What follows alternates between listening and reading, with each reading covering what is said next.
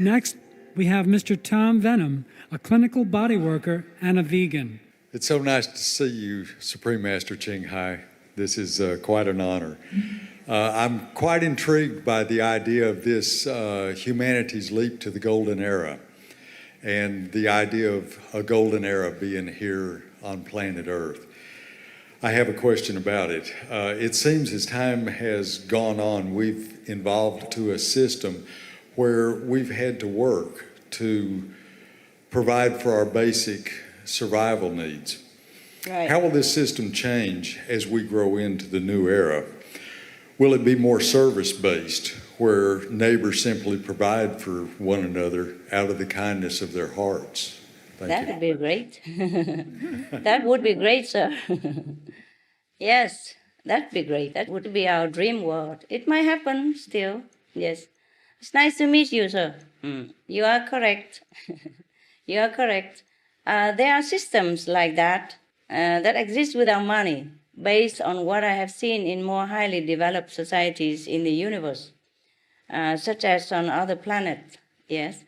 You see, our planet is not ready yet for this system. It's not the system, this or that. It's the people, the concept of life, the concept of the society has to change first. The people's concept, yes. Once they make a switch to change into a more sociable, more neighborly, more like global family-like, then that kind of exchanging system will automatically come to realization, yes. I have seen on other planets, only the people who are more evolved, or the concept has evolved in that direction, more like a community, global community direction, more spiritually. Then they would use that with exchange system with no money that you mentioned, yes. These planets, they are inhabited by beings similar to us, né? Yes, but they're more beautiful. I'm sorry. Maybe because they're more relaxed, yes, and they are vegan, you know, relaxed, happy, and light conscience, yes. So many of these civilizations are much more advanced than we are, even spiritually, even technologically, mainly because they have developed morally and spiritually to a higher level than ours. As a result, they do everything in a more effective and peaceful way. In our world, we have to earn a living because of the need for physical survival. So we even feel bored at work in many cases. Many people, they work, but they don't love their job. They're not interested. Because they feel forced to do the job just to earn the money. Yeah? Often, because of that, we are forced into some job that we don't even like, or not interested in, or not even capable to do. So often our precious talents and gifts, natural gifts, time and freedom are all lost in the office or in the factory, or at best put on hold for many, many decades until we're retired. And then we are tired to even realize our dream anymore. Or we are too sick for the whole lifelong of service and being poisoned by being misled into eating meat, cigarette, or whatever. Yes. So when we're retired, we're really tired. So all our talents, ability, energy are lost just for maybe a few dollars an hour. And we are the children of God, eh? And we have talents. Many people who have talent, ability, bury their life into some other mundane, laborious job until they die, unfulfilled. You know that, yes. It's a pity. However, in these more developed places in the universe, everyone is secure and has enough, just like your dream world that you have mentioned. They work, but are able to choose which talents and abilities to share and contribute to the society. Because they do that, so they do their best, because they do what they love to. They have choices, see?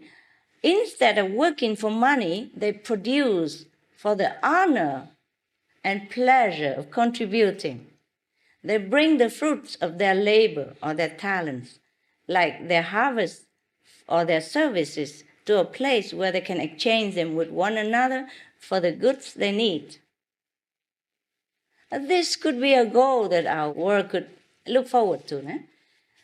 These people in those societies, they can enjoy a lot of time for their leisure and developing their hobbies and their talents, etc., and discover their dormant capabilities as well. So therefore, in such a society, there are many wonderful inventions have been born. And many wonderful things happen because people are relaxed and do what they do best. No one ever worries about lacking physical necessities, so their lives are full of freedom and happiness. Doesn't that sound wonderful, sir? Yes. Sound wonderful to anybody? Yes.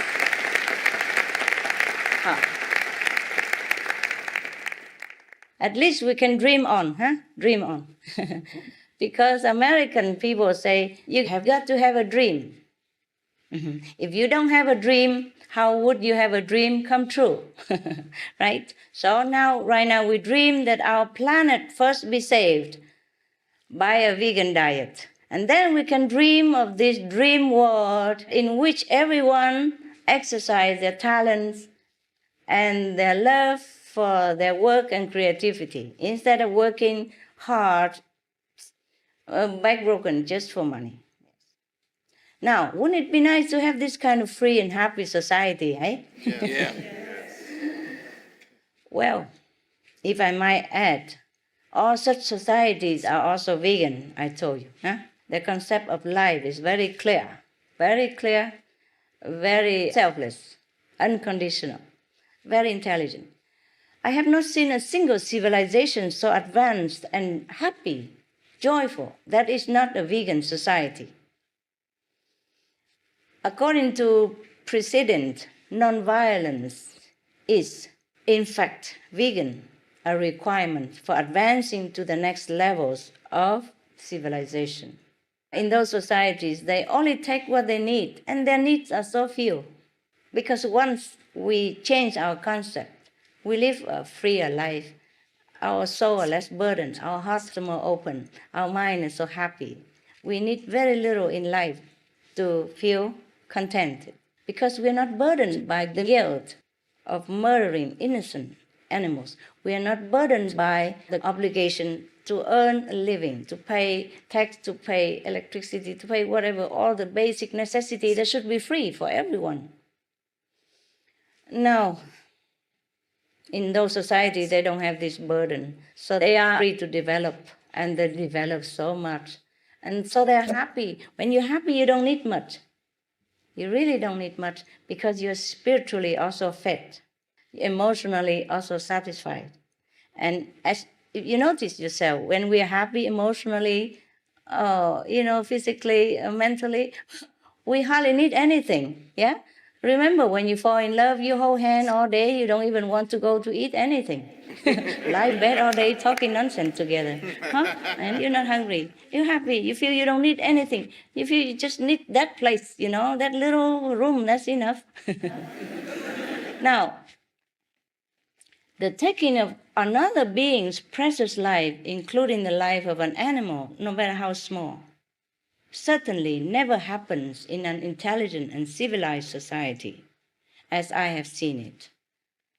Members of such a true civilization would never oppress, torture, or murder the weak, defenseless, and innocent animals that have never done anything wrong to them, but on the contrary, treat all life with utmost respect and protection, like they would their own life. Furthermore, they don't take up their planet's resources needlessly to try to breed and raise animals for the pleasure of their fleeting enjoyment of the palate.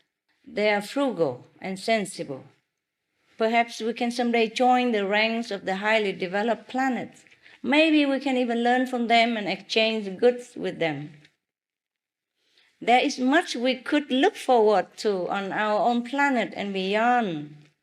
But first, we have to save it by being vegan. That's the only solution right now. We don't have time for anything else. Thank you, Mr. Goodhart, for being with us. And for doing your part. God bless you. We are so grateful for your fascinating vision and elevating wisdom, Supreme Master Ching Hai. Next, we have a question from Mr. Steve Ma, the founder, president, and GEO of the organization Live Green, and he also is a devoted vegan. The letters GEO stand for Green Executive Officer. Oh, yeah? GEO, not CEO, huh? Wonderful. Hello, Supreme Master. Hello, GEO. First, I want to Good say one of the invention. things. Yeah. One of the things that new we word. do as an organization is encourage people to go to green businesses and support the business owners who are doing it right. So first, I'd like to invite you to come to DC, and we will go out to a nice vegan meal together Wow. at one of the restaurants. Be my honor, God willing. One of the things Thank we you. really like to do is point out people who are doing it right, people who are succeeding and helping us live a more sustainable way. And thankfully, there are many recent examples of people, communities coming together to live a more sustainable way. And for instance, right here in DC, Ms. Michelle Obama has created an organic community garden, a vegetable garden, and school Right. children from nearby schools come by to help maintain that garden. Yeah, I So heard I want to about know that. from you specific examples of things that we can do together as communities to really bring about a sustainable planet. Right. Huh. Good question. Good question. Yeah.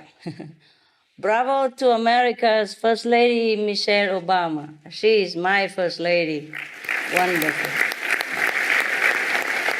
That is the true First Lady, huh? She has taken the lead by example.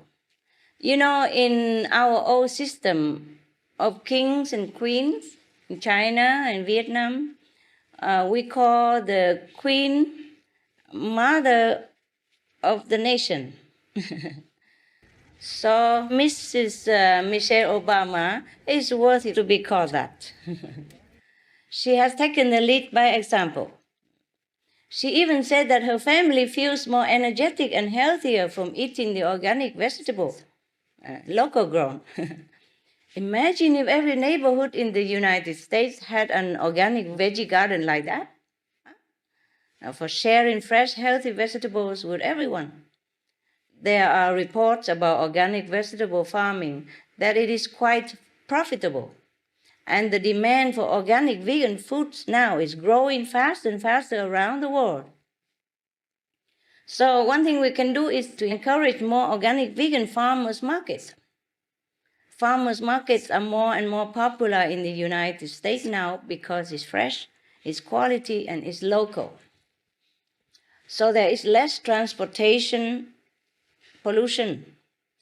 But interestingly, studies show that eating locally is not as good as eating vegan. For example, scientists at Carnegie Mellon University calculated that a vegan diet reduced over 7 times the emissions compared to a 100% local meat diet.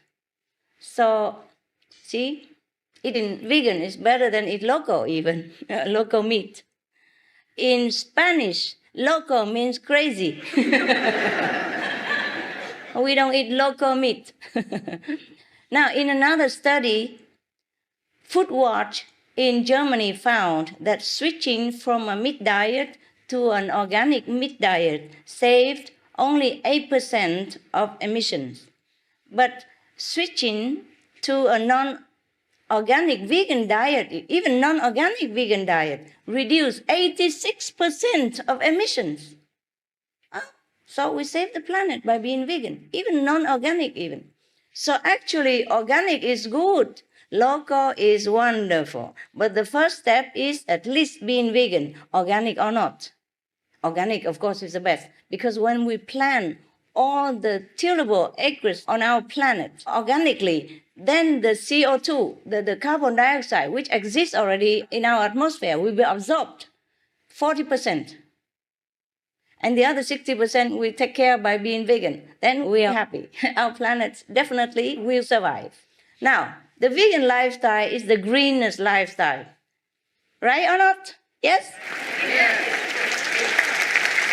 Thank you. Thank you. Good children of God. Because even organic meat is actually not eco-friendly at all. It requires even more land and more energy than the non-organic meat in meat farming. Can you believe that? So it doesn't even help to try to raise animals organically. The so-called sustainable free-range organic poultry, for example, needs 20% more energy and has a 20% higher, bigger impact on global warming than non-organic poultry farms. Think about that. So we have been misled all the time. This is a terrible thing about this negative power in this world. It makes us believe things that are not good for us at all. From now on, we have to try to do research and believe only what's good for us. And we have to research until we really find that this news, this information is truly reliable and believable. By example, by proof. Otherwise, just don't listen to anything anybody else says if they don't prove it. Similarly, organic eggs were found to have a 14% higher carbon footprint than non-organic eggs. So there we are. And even though you don't use fertilizers, the benefit could be canceled out because of the increased land use. Therefore, only the vegan lifestyle is truly sustainable. Now, once we become vegan and urge others to join through grassroots seminars, flyers distribution, letters, email, whatever, we could practice sustainability in other ways. As I have suggested before, we could plant organic vegetables and trees. Better still are those fruit trees and nut trees and those vegetables or legumes like beans and stuff that need little water. That we can do research to know which ones need less water, because right now we are short of water as well. We are short of everything right now. So we should be frugal, not to waste precious energy and water. Use our own shopping bags even. We encourage sustainable energy development, and we can write or talk to the government and the media and the farmers even, because we really do need all the help from the government, from the media to accelerate the trend. Another good way to quicken our movement to a sustainable planet is to generate more positive energy. Do good deeds and be loving and kind. Expand our loving quality. This is what will create a shield, invincible, to protect us and the planet. Finally, we can pray that divine power manifests on earth to awaken leaders, the media, the influential people, and all the world citizens to take the right steps to preserve our planet and fast before it's too late. Because at this point, we do need heaven's intervention to save our planet. Not to pray to them to protect us, just to pray so that they awaken everybody to the solution of vegan diet, because that is the solution that will save our planet. If we can do these things, starting with being veg, we would realize not just a sustainable planet, but a real paradise of peace in our lifetime. Thank you, and heaven bless you for being a vegan. A handsome vegan. Thank you, Supreme Master Ching Hai, for sharing your most wonderful and insightful answers to these thought-provoking questions. Thank you.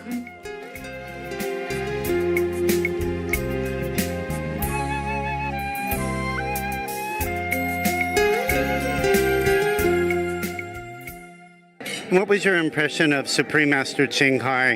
It was the first time I heard her speak. I felt she's very insightful and had just really did a great job of showing the compassion behind what we're trying to do. And while we laid out the science, she highlighted the compassionate piece of why we should really be interested in that, and then tied it into science and health and the impact on the environment. So I thought she did an excellent job with that. Well, Live Green's mission is to make it easier and more affordable for people to be green. We're sort of trying to break the myth that it's difficult and expensive to be green. We want to give people really simple, easy ways to be green that are very impactful. Obviously, a vegan diet is sort of one of the easiest things, most impactful things that you can do, and it was wonderful to hear at this conference both the connection to all the environmental problems that livestock have, but also a connection to the solutions, the very easy solutions that people can take, whether it be to fully be vegan or implement a vegetarian lifestyle. This is just one more example of a simple, really impactful thing that people can do to be green. Great. Do you think that conferences such as these are beneficial, and if so, why? Absolutely, it's beneficial. People need to know the truth, and unfortunately, there's a lot of misinformation out there. There's a lot of folks that are casting doubt because they want to really stand in the way of progress, and unfortunately, a lot of people profit off of the current system. But for us to really create a sustainable planet, something that we can pass on to our future generations in a pristine state, we really need to relook at how we act, how we behave, what we buy, and definitely what we eat. This conference, I thought, did a wonderful job of putting the science out, putting some of the moral arguments out, and really helping people understand that food choices are one of the most impactful things that we can do to make the planet better.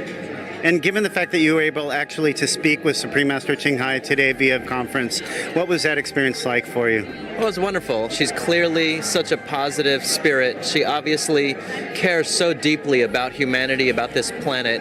Her message is so important, and to be a part of that message and contribute in some small way is really an honor. All information concerning the scientific evidence of climate change and its solution is in Supreme Master Ching Hai's book, From Crisis to Peace, free for download at crisis2peace.org.